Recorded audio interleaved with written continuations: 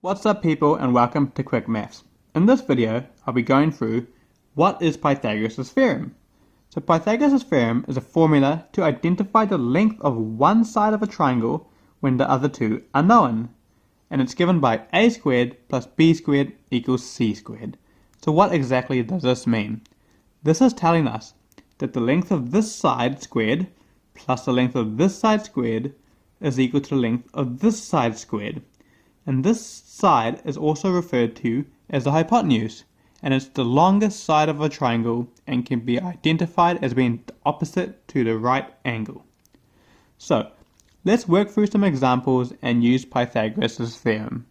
So here we have a right angle triangle, and we know the value of A is equal to 7, and the value of B is equal to 9. And we want to use Pythagoras' theorem to find the value of C. So Pythagoras' theorem is given by a squared plus b squared equals c squared. So a is 7, so we got 7 squared. B is 9, so we go 9 squared. And we don't know what c is. So let's solve this. 7 squared is 49. Plus 9 squared, which is 81. And if we square root this whole thing, we get our value of c. So c is equal to the square root of 49 plus 81, which equals to the square root of 130. And if you plug this into the calculator, we'll get the value of c equals 11.40. And there we have it. So let's move on to the next example. Here we know the value of c is equal to 5. We know the value of a is equal to 4. However, we don't know the value of b.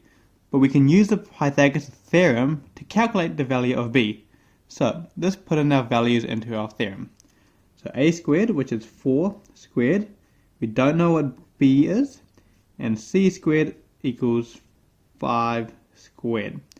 So let's rearrange this to find b. So b squared is equal to 5 squared minus 4 squared, because we're minusing 4 squared from both sides of the equation. And this is equal to 25 minus 16.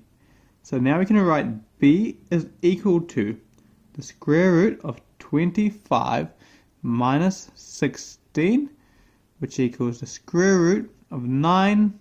So we can say b is equal to 3. There we have it. So that's how to use Pythagoras' theorem to find unknown sides of a right angle triangle. Thanks for watching.